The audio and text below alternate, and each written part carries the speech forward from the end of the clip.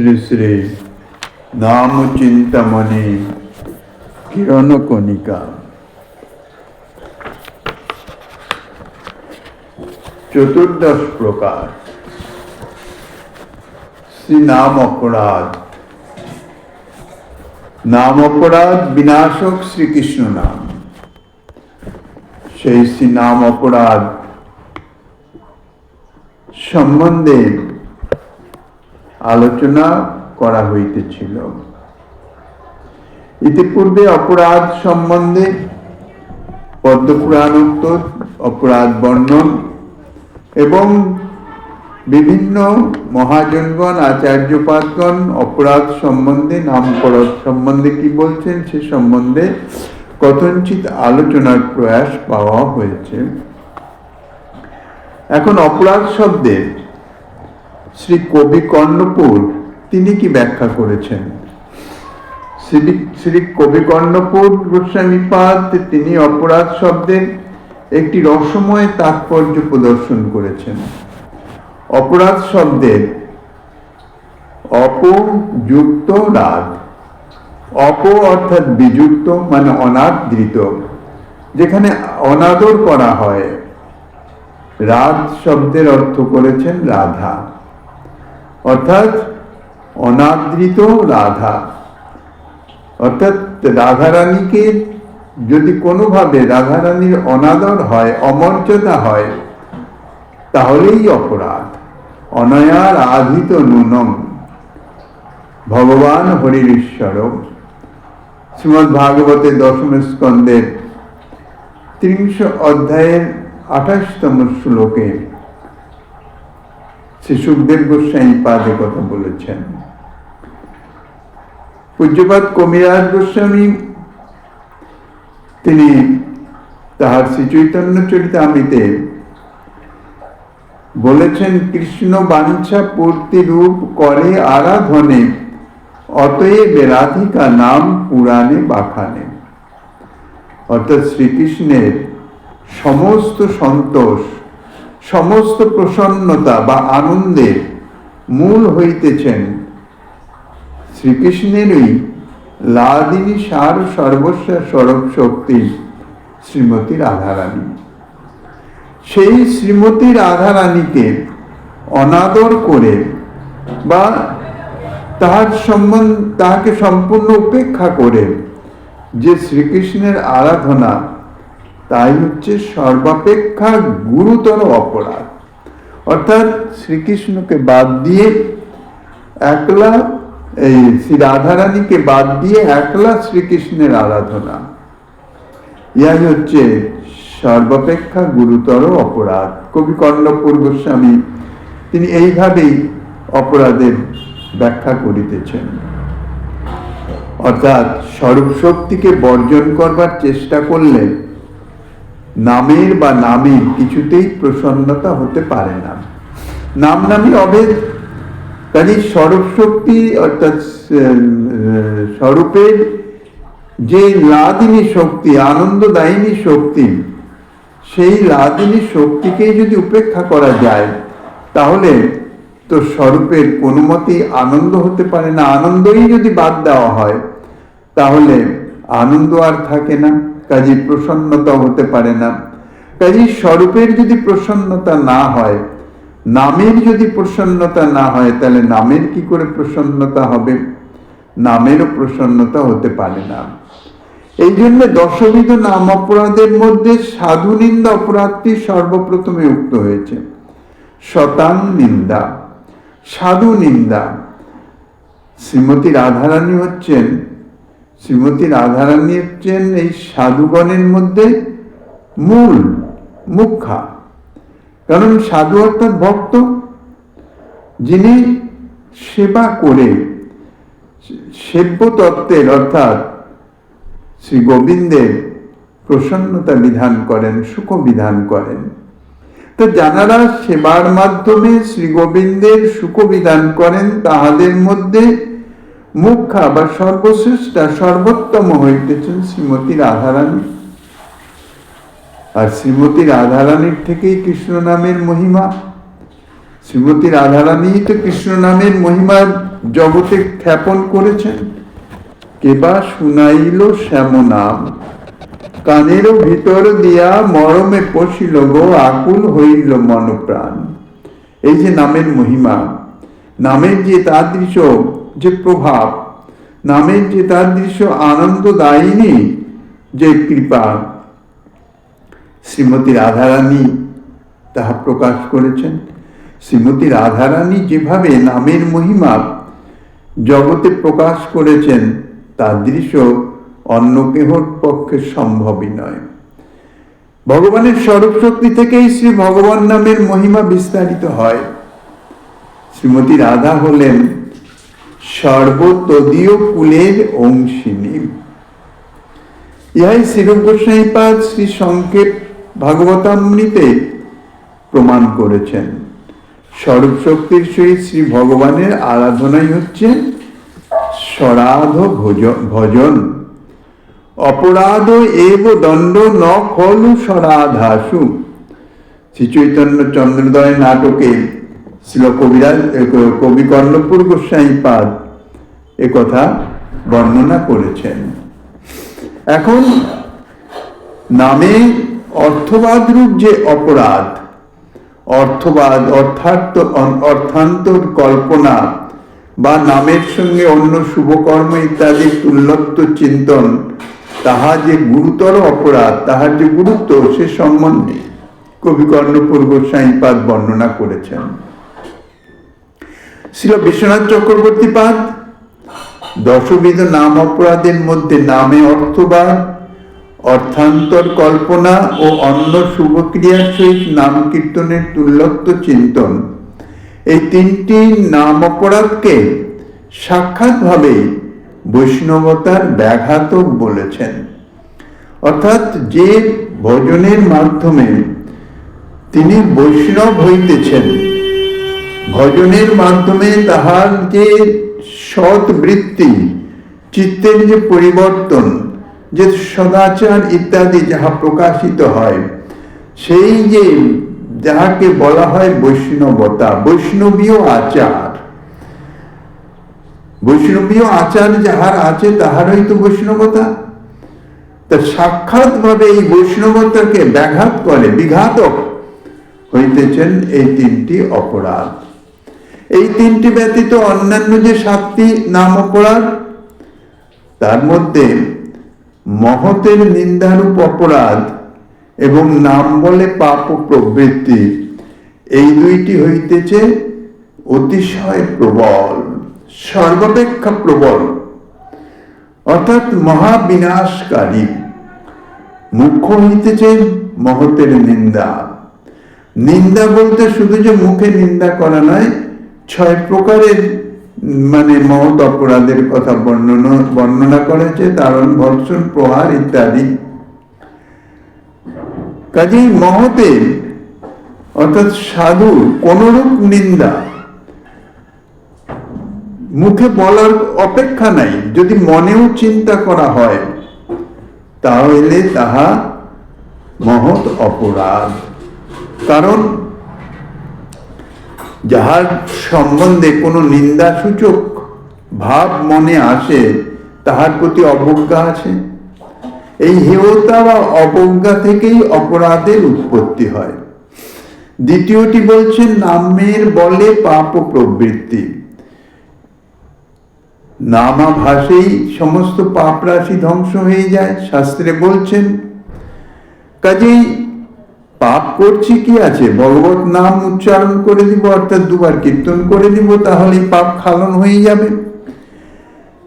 এই নামের মহিমার উপর ভরসা করে যদি কেউ পাপাচরণ করেন, সেখানে শ্রীনাম প্রভু তাহাদের কি অপরাধ, অর্থাৎ তাহার পাপ খালন তো দূরে থাক, উপরন্তু পাপের পরিবর্তে তাহার নাম অপরাধ এসে উপস্থিত হবে।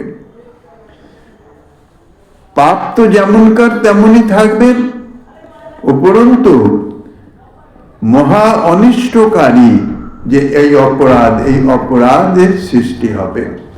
এই জন্যই বলেছেন যে মহৎ নিন্দা অর্থাৎ মহৎ অপরাধ এবং নামের বলে পাপ ও প্রবৃত্তি, পাপ কার্য করবার যে প্রবৃত্তি, কোন রকম সাবধানতা নাই, পাপ কর্ম হয়ে যাচ্ছে, নিজের ভোগ সুখ অর্থাৎ নিজের সুখবাসনা চরিতার্থ করবার নিমিত্ত পাপে প্রবৃত্তি হতেও তাহার কোন রকম কুণ্ঠা নাই। কেননা সে জানে নাম করব আমার পাপ সব চলে যাবে। কিন্তু ইহা যে একটি গুরুতর নাম অপরাধ সে সম্বন্ধে অবহিত নহে। ইহাই বলছেন এই দুইটি অপরাধ হচ্ছে অতিশয় প্রবল।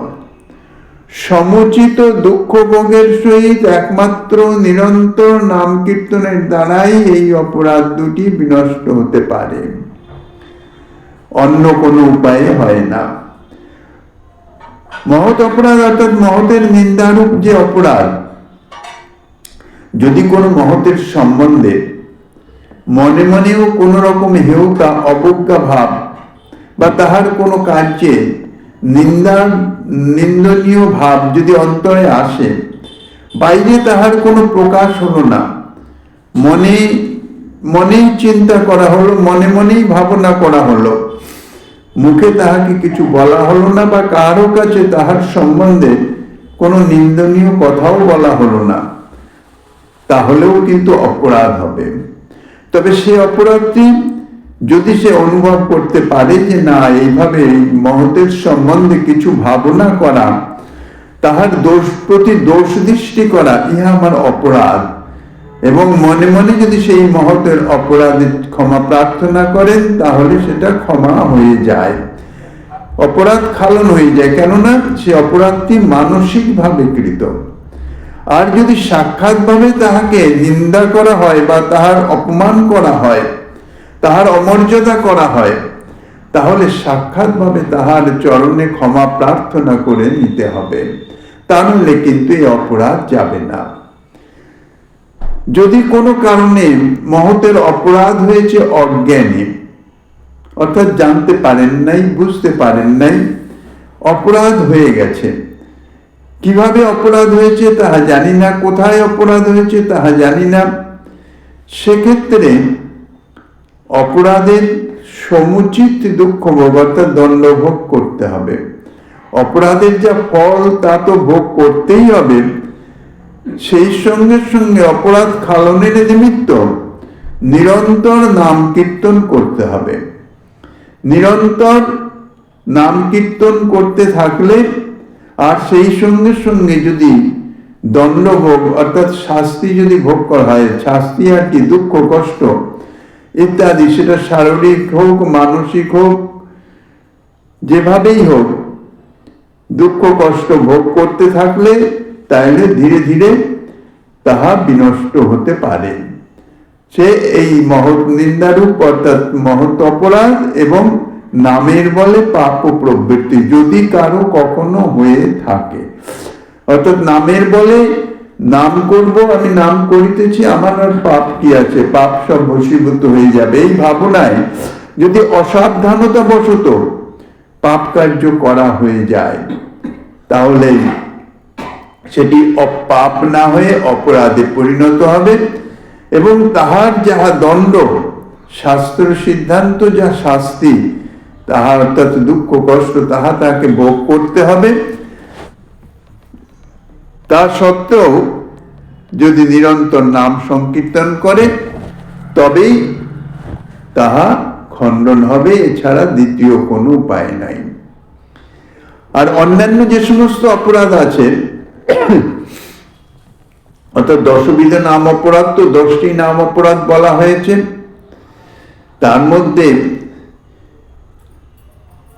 অর্থবাদ, অর্থান্তর কল্পনা এবং অন্য শুভক্রিয়ার সঙ্গে নাম কীর্তনের তুলত্ব চিন্তন, যাগ যজ্ঞ ইত্যাদি বা অন্যান্য ব্রত দান ধর্ম ইত্যাদির সঙ্গে শ্রী হরিনামের যদি তুলনা করা হয়, তাহা হইতেছে অন্য শুভক্রিয়ার সঙ্গে তুল্যত্ব চিন্তন। নামের অর্থবাদ অর্থাৎ অতিরঞ্জিত, নামে এত এতাদৃশ মহিমা নয়, শাস্ত্রে একটু বাড়িয়ে বলা হয়েছে, ইহাই হচ্ছে অর্থবাদ। আর না, নামের মহিমা ঠিক এইরকম নয়, এই রকম হতে পারে। এটা হচ্ছে অর্থান্তর, অন্যরকম অর্থ কল্পনা। এগুলিতে যদি এই ধরনের অপরাধগুলি হয়ে যায়, ইয়ার ফলে হয় কি, তাহার বৈষ্ণবতার বিঘাত, তাহার বৈষ্ণবতার হানি হয়ে যায়। অর্থাৎ তাহার যে বৈষ্ণবীয় আচরণ, তাহা ধীরে ধীরে ধীরে ধীরে পরিবর্তন হয়ে গিয়ে সাধারণ আচরণে পরিবর্তন হয়ে যায় এবং পরবর্তীকালে আরো অপরাধের সৃষ্টি হয়। একটি অপরাধ আরো অনেক অপরাধের জনক হয়ে যায়। কাজেই এই তিনটি অপরাধ, ইহা বৈষ্ণবতার বিঘাতক, আর শতাংনিন্দা অর্থাৎ মহৎ অপরাধ, এবং নাম বলে পাপ প্রবৃত্তি। এই যে পাঁচটি অপরাধ, এই পাঁচটি অপরাধের জন্য তাহাকে শাস্তি ভোগ করতেই হবে।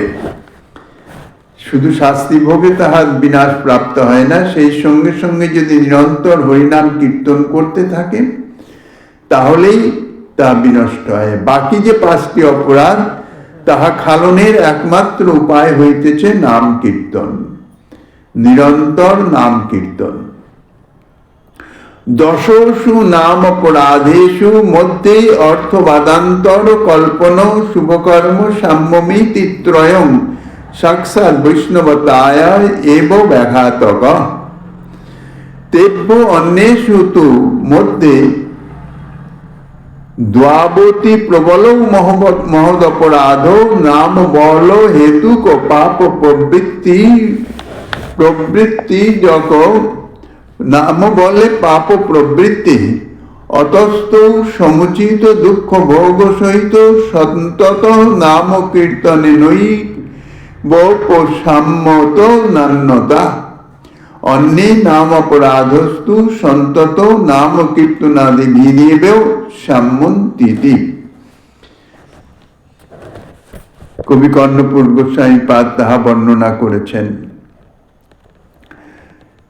এবং সারার্থদর্শিনী টিকায় এইভাবেই বর্ণনা করেছেন। শ্রীনামকে অঙ্গিরূপে বরণ না করায় অর্থবাদ, অর্থান্তর কল্পনা এবং তুল্যত্ব চিন্তন, এই তিন প্রকার গুরুতর নাম অপরাধই যুগপৎ অর্থাৎ একসঙ্গে ঘটে যায়। শ্রী শ্রীধর স্বামী পাদ নামে অর্থবাদের ব্যাখ্যায় বলেছেন, পুরাণেষু তাবৎ সহস্রশ নাম্নৌ স্বাতন্ত্র্যম অবগম্যতে ন চৈতে অর্থবাদা ইতি সংকনীয়ম বিধি শেষত্যাত্যাবাৎ। অর্থাৎ বিভিন্ন পুরাণ সমূহে সহস্র সহস্র প্রকারে নাম মাহাত্ম্য বর্ণিত হয়েছে।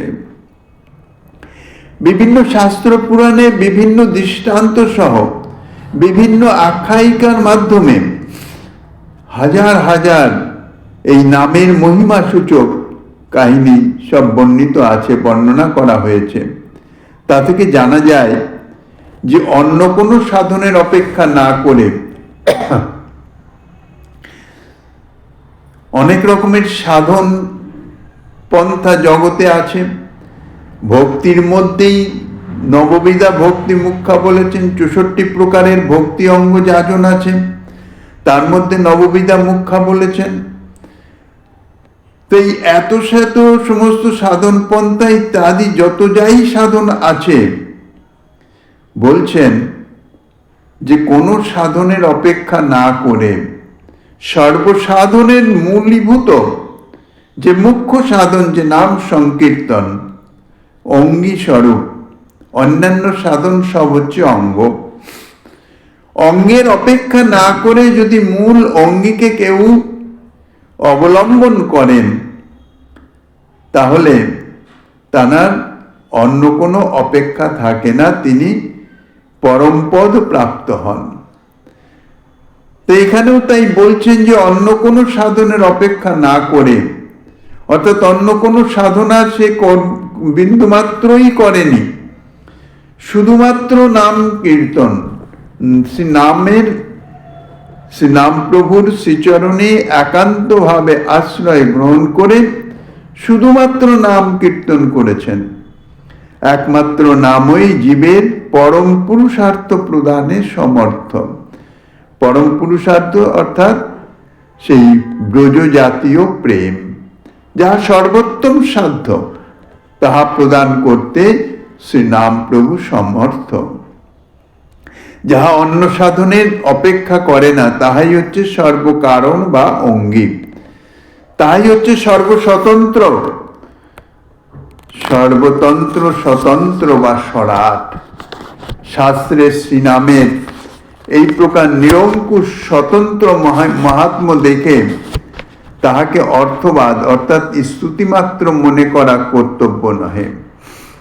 অর্থাৎ শাস্ত্রে যে এই প্রকার যে মহিমা বর্ণনা করা আছে, যে কোনো সাধনের অপেক্ষা নাই, একমাত্র শ্রী নাম কীর্তনেই সে সর্বোত্তম সিদ্ধি প্রাপ্ত হতে পারে, তাহাতে যদি কেউ মনে করেন ইহা অর্থবাদ অর্থাৎ স্তুতি মাত্র, একমাত্র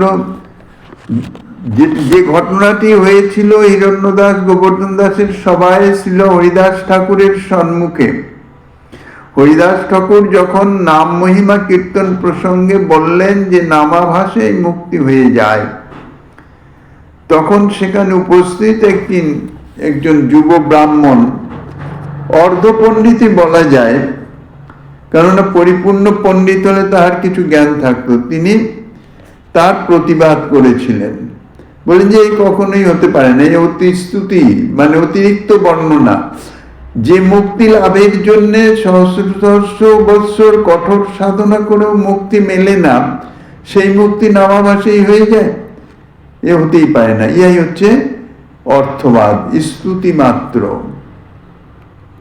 তার ফলে তো সে তো হরিদাস ঠাকুরের সঙ্গে যখন বাদ প্রতিবাদ করলেন, যখন তাহাকে স্পর্ধায় মানে আহ্বান করলেন, তার 3 দিনের মধ্যেই তার গলিত কুষ্ঠে নাসিকা গলে পচে গিয়েছিল। সাক্ষাৎ নাম অপরাধ এবং মহৎ অপরাধ দুটি একসঙ্গে তাহার ফল দেখিয়ে দিয়েছেন। শাস্ত্রে কোনো প্রকার বিধি বাক্যের শেষেই সেই বিধির প্রশংসার্থ যে অন্য বিধি বাক্য প্রয়োগ করা হয়, তাই হচ্ছে অর্থবাদ বাক্য। যেমন গয়া শ্রাদ্ধের বিধির পরেই এষ্টভ্যা বহব পুত্রা যদ্যপেকো গয়াং ব্রজে, যদি কোনো পুত্র গয়া পিণ্ড দান করে তাহা হইতে পিতা সর্বপাপ মুক্ত হন। অতএব প্রত্যেকেরই বহুপুত্র কামনা করা কর্তব্য।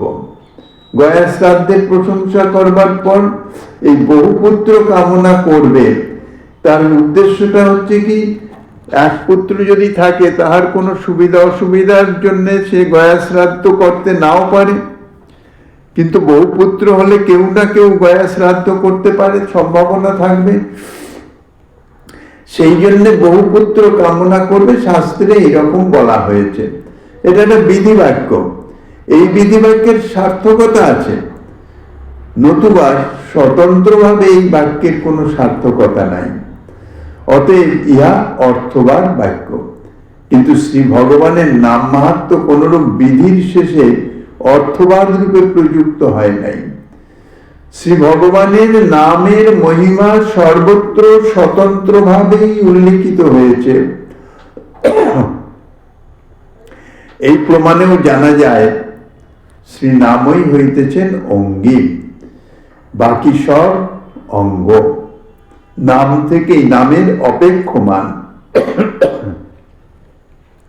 সমস্ত ভজনেরই কোনো না কোনো অপেক্ষা আছে। নববিধা ভক্তি অঙ্গের মধ্যেও শ্রবণ কীর্তন আদি প্রত্যেকেরই কোনো না কোনো অপেক্ষা আছে, কিন্তু নাম কীর্তনের কোনো অপেক্ষা নাই।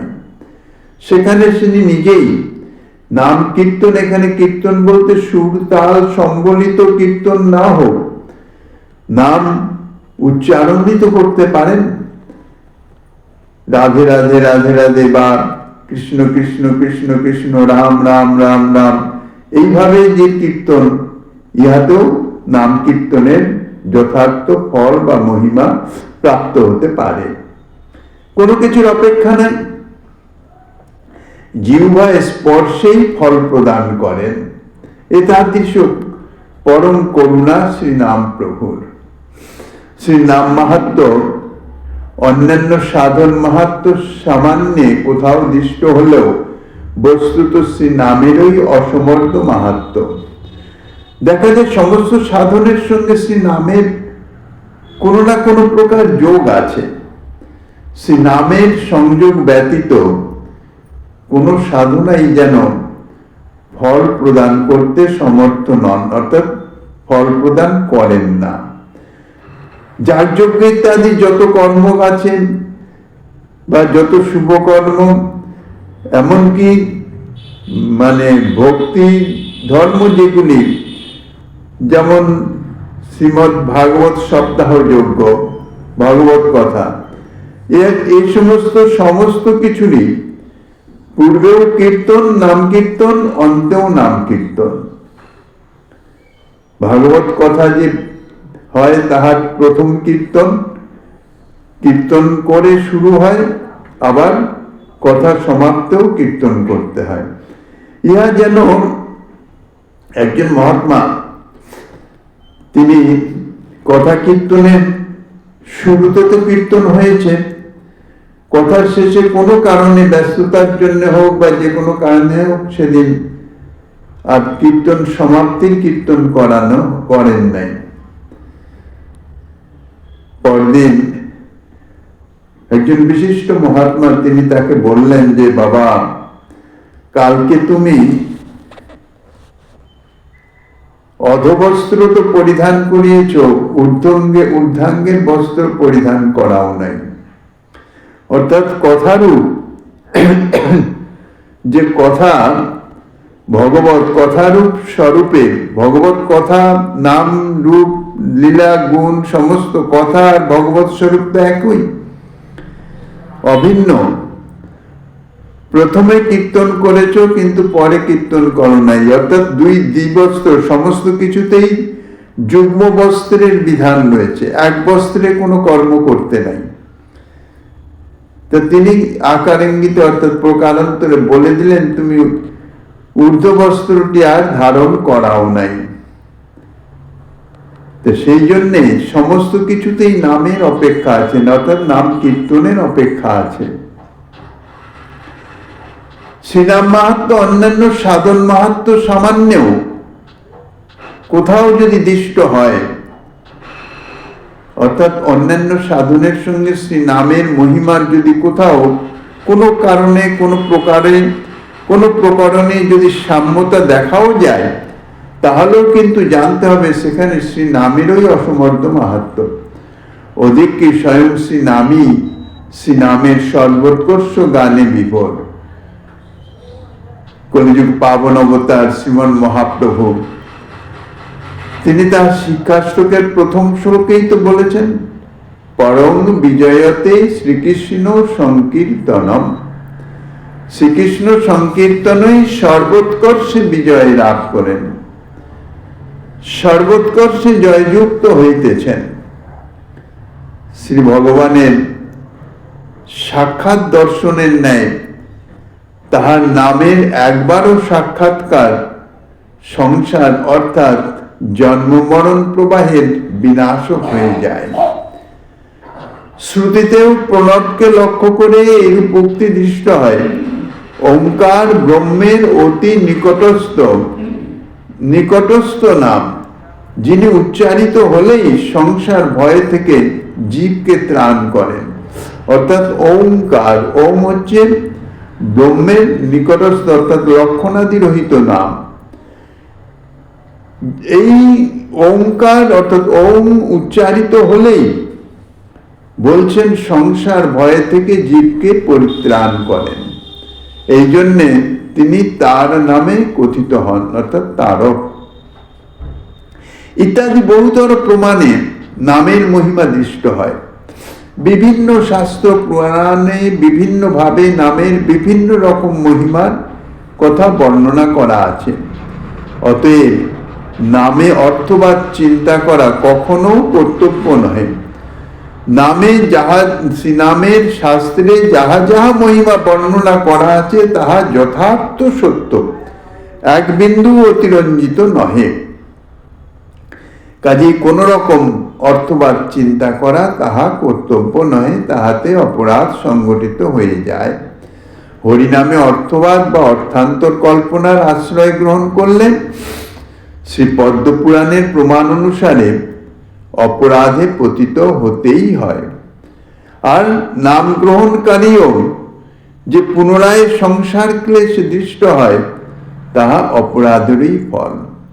এখন প্রশ্ন হতে পারে যে হরিনাম গ্রহণ করলে তার সংসার নিবৃত্তি হয়ে যায়, অর্থাৎ তাহার আর জন্ম মরণ হয় না। কিন্তু নামের মহিমা যত যত শাস্ত্রে বর্ণিত হয়েছে সমস্ত কিছুরই একটি অপেক্ষা হইতেছে অপরাধ শূন্যতা। যদি অপরাধ থাকে তাহলে কিন্তু তার এই নাম কীর্তন রূপ সাধন বা ভজনের ফল সম্যক রূপে প্রকাশিত হতে পারে না, বাধা প্রাপ্ত হয়। যেমন স্পর্শমণি স্পর্শে লৌহ স্বর্ণে পরিণত হয়ে যায়, ইহা সত্য কথা। কিন্তু লৌহের উপরে যদি কোনো আবরণ থাকে, স্পর্শমণিকে শতবার স্পর্শ করালেও তাহার পরিবর্তন করতে পারে না, অর্থাৎ তাহা পরিবর্তিত হয় না। কেননা উভয়ের মাঝখানে এই ভেদ, একটি আবরণ রূপ ভেদ বিদ্যমান। তো সেই রকম নামেরও মহিমা সদা সর্বদাই প্রকাশিত হচ্ছে, কিন্তু নাম গ্রহণকারীকে স্পর্শ করিতেছে না, স্পর্শ করতে পারছে না, তাহার অপরাধের কারণ। নাহি ভেল অপরাধ কারণ। এই অপরাধ যদি থাকে তাহলে নাম গ্রহণকারী নাম কীর্তন যতই করুক না কেন নামের ফল সেখানে প্রকাশিত হয় না, অর্থাৎ তাহার জন্ম মৃত্যু নিরোধ হয় না, জন্ম মৃত্যু থেকে সে মুক্ত হয় না। শ্রী বিষ্ণু ভক্তি চন্দ্রোদয়ে শাস্ত্র প্রমাণিত পুরাণ বাক্যে দেখা যায়, যে ব্যক্তি মোহবশত পরমেশ্বরের অনুগ্রাহ্য না করে জ্ঞানাগ্নি দ্বারা তাহার কর্ম দগ্ধ হলেও সেই ব্যক্তি ব্রহ্মরাক্ষস হয়ে থাকেন। অর্থাৎ বিষ্ণু ভক্তি চন্দ্রোদয়ের যে গ্রন্থ শাস্ত্র তাহাতে প্রমাণিত যে পুরাণ বাক্য তাহাতে বর্ণিত আছে এরকম, যে ব্যক্তি মোহবশত পরমেশ্বরের অনুগ্রাহ্য না করে জ্ঞানাগ্নির দ্বারা তাহার কর্ম দগ্ধ হলেও, অর্থাৎ জ্ঞান সাধনায় সে বলতে গেলে সিদ্ধি লাভ করলেও তার যে কর্ম ফল ইত্যাদি তা সমস্ত জ্ঞানাগ্নিতে অর্থাৎ জ্ঞান লাভের দ্বারা, আত্মজ্ঞান লাভের দ্বারা তাহা দগ্ধীভূত হয়ে যাচ্ছে, অর্থাৎ তাহার কোনো কর্ম আর থাকছে না, কোনো সঞ্চিত কর্ম আর নাই, প্রারব্ধও নাই। কিন্তু তা সত্ত্বেও যদি এই অপরাধ করে বসে, শাস্ত্রে বর্ণিত আছে ভগবত বা ভক্ত তুল্য তাঁরা যদি গমন করেন তাহলে তাহাদের অনুব্রজ, অর্থাৎ কয়েক পাদ তাহাদের পশ্চাৎ পশ্চাৎ অনুগমন করতে হয়। ভগবানের যাত্রা বেরোয়, সেই যাত্রা বেরোলে তাহার অনুগমন করতে হয়, এটা হচ্ছে অনুব্রাজ্য। এটি না করলে সেই রকম কোনো মহৎ কোনো বৈষ্ণবজন গৃহে এলেন, হয়তো তিনি এবার বিদায় নিচ্ছেন, তাহার পশ্চাৎ পশ্চাৎ দুই চার পদ অগ্রসর হয়ে তাহাকে বিদায় জানাতে হয়। ঠিক সেই রকমই মহতের আগমনে বা ভগবৎ স্বরূপের আগমনে অগ্রগামী হয়ে গিয়ে বরণ করে নিয়ে আসতে হয়। এগুলি যদি না করা যায় তাহলে তাহাতে অপরাধ হয়। তা বলছেন যে জ্ঞানাগ্নি দ্বারা তাহার কর্মদগ্ধ হয়ে গেলেও, অর্থাৎ তাদৃশ ব্যক্তি মানে এমন জ্ঞান সাধনায় যে তাহার সেই জ্ঞানের ও জ্ঞান দিব্য জ্ঞান হৃদয় প্রজ্বলিত হয়েছে, তাহার কর্ম ভস্মীভূত হয়ে গেছে, কিন্তু তা সত্ত্বেও এই অপরাধ তো আর ভস্মীভূত হয় নাই, অপরাধ ভস্মীভূত হয় না। সেই অপরাধের ফলে তাহাকে ব্রহ্মরাক্ষস জনিতে অর্থাৎ ব্রহ্মরাক্ষস হয়ে জন্মগ্রহণ করতে হয়। অতএব মহতের চরণে অপরাধ বা শ্রীনামে অর্থবাদ বা অর্থান্তর কল্পনাদি নাম সাক্ষাৎকারের অর্থাৎ শ্রীনামের প্রসন্নতার প্রতিবন্ধক বলে জানতে হবে। তাহাতে অপরাধের ফলে শ্রীনামের যে মহিমা শাস্ত্রে বর্ণিত আছে, নাম তদজাতীয় কৃপা প্রকাশ করিতেছেন, বর্ষণ করিতেছেন, কিন্তু অপরাধের আবরণের জন্য তাহাকে স্পর্শ করতে পারে না। অপরাধী সেই মহিমা বা সেই কৃপা সে প্রাপ্ত হয় না। নাম অপরাধের বিশ্লেষণকারী হচ্ছেন সপরিকর শ্রী গৌরাঙ্গ সুন্দর। শ্রী চৈতন্য চরণ অনুচর শ্রী গোস্বামী পাদগণ শ্রী পদ্মপুরাণাদি শাস্ত্র থেকে দশবিধ নাম অপরাধ সম্বন্ধে বিশেষভাবে আলোচনা করেছেন। শ্রী ভগবান নাম কৌমুদিনীকার শ্রী লক্ষ্মীধর তিনিও নাম অপরাধের বিষয়ে সুস্পষ্টভাবে উল্লেখ করেন নাই। তিনি কেবল মহৎ অবমাননারূপ অপরাধের কথাই উল্লেখ করেছেন। এই যে দশবিধ নাম অপরাধ 10 প্রকারের, সকলেই সমস্ত কিছু প্রকাশ করে বলেন নাই, কিন্তু মহৎ অপরাধ সম্বন্ধে প্রায় সকলেই সুস্পষ্টভাবে বলেছেন। তিনি কেবল মহৎ অবমাননারূপ অপরাধের কথা উল্লেখ করেছেন এবং বলেছেন শ্রদ্ধা ভক্তি জ্ঞান বৈরাগ্যাভ্যাস দেশ কাল ও বিশেষ আদি নিরপেক্ষং ভগবান নাম কীর্তনমেব মহদ অবমাননা তিরিক্ত প্রারব্ধম প্রাচীনমহ সর্বমেব সংহরতি আবর্তমানং পুনর্দুর্বাসনা বিধ্বংসদ্বারেণ শ্রদ্ধা ভক্তি বৈরাগ্য জ্ঞানানুৎপাদ পাদয়োপবর্গ সাধনং প্রারব্ধ পাপ নিবর্তকঞ্চ কদাচিদুপাসকচ্ছাবস্যাৎ মহদ অবমানস্যস্তু ভোগ এবং নিবর্তকস তদ অনুগ্রহ বা ন পুনরন্নত কিঞ্চিদিতি স্থিতম। শ্রদ্ধা ভক্তি জ্ঞান বৈরাগ্য অভ্যাস পুনঃ পুনঃ আবৃত্তি বিশেষ দেশ কালাদি নিরপেক্ষ কেবল একবার কৃত নাম কীর্তনই মহতের অনাদর ব্যতীত সমস্ত প্রাচীন অপ্রারব্ধ পাপ সমূহের নাশ করে। বলছেন যদি একবার মাত্র নাম কীর্তন করা যায় তাহলে জীবের অপ্রারব্ধ পাপ সমূহ অর্থাৎ সঞ্চিত কর্ম, জীব যে কর্ম করে তাহা 3 ভাগে বিভক্ত হয়। এক সঞ্চিত কর্ম, এক প্রারব্ধ কর্ম, আর এক হচ্ছে ক্রিয়মান কর্ম।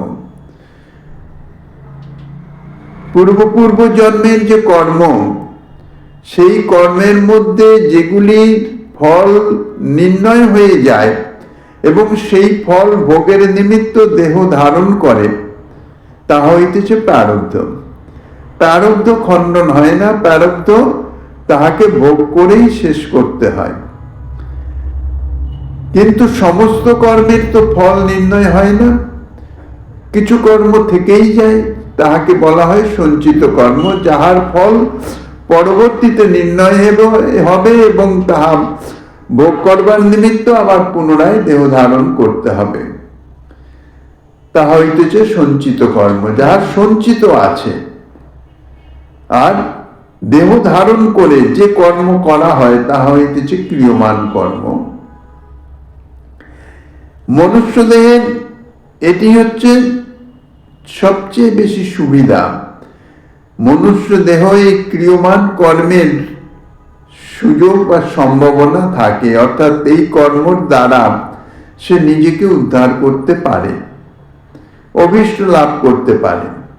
কিন্তু মনুষ্য ব্যতীত অন্যান্য যে সমস্ত যোনি অর্থাৎ অন্যান্য যে সমস্ত দেহ প্রাপ্তি, তাহা শুধুমাত্র প্রারব্ধ ভোগের নিমিত্ত।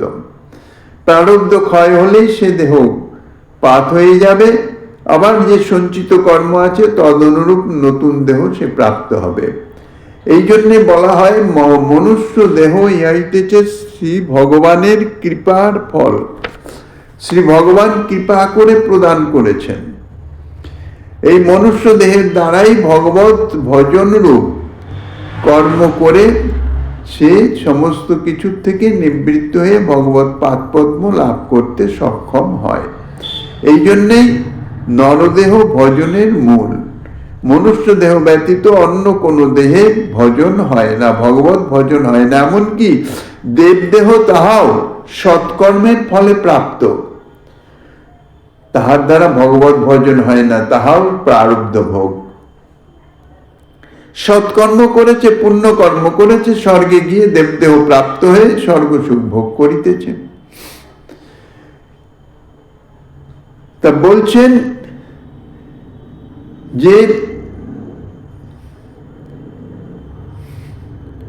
মহতের অবমাননা ব্যতীত আর সমস্ত যে প্রাচীন অর্থাৎ সঞ্চিত কর্ম তাহা নাশ করে দেয় যদি একবার মাত্র ভগবত নাম উচ্চারণ করেন।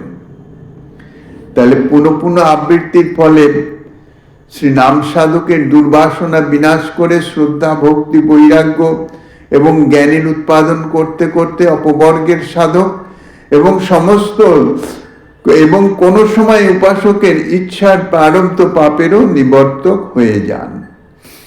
যদি একবার মাত্র নাম কীর্তনের এতাদৃশ ফল হয় মহৎ অপরাধ ব্যতীত, তাহলে সেই নাম যদি পুনঃ পুনঃ কীর্তন করা যায় তাহলে কি হবে?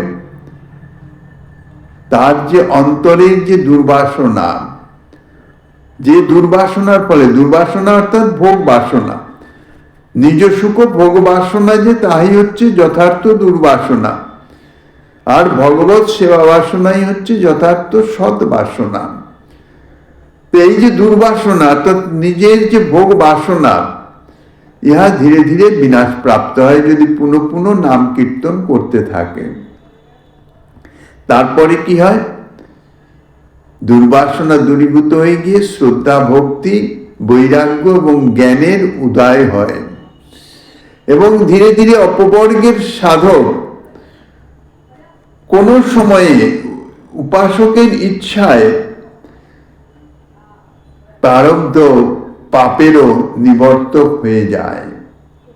অর্থাৎ সে প্রারব্ধ ভোগের জন্য দেহ ধারণ করেছেন, যদি নতুন কোনো অপরাধ না করেন আর নিরন্তর ভগবত নাম কীর্তন করেন তাহলে তাহার প্রারব্ধ নাশ হয়ে যায়। কিভাবে নাশ হয়?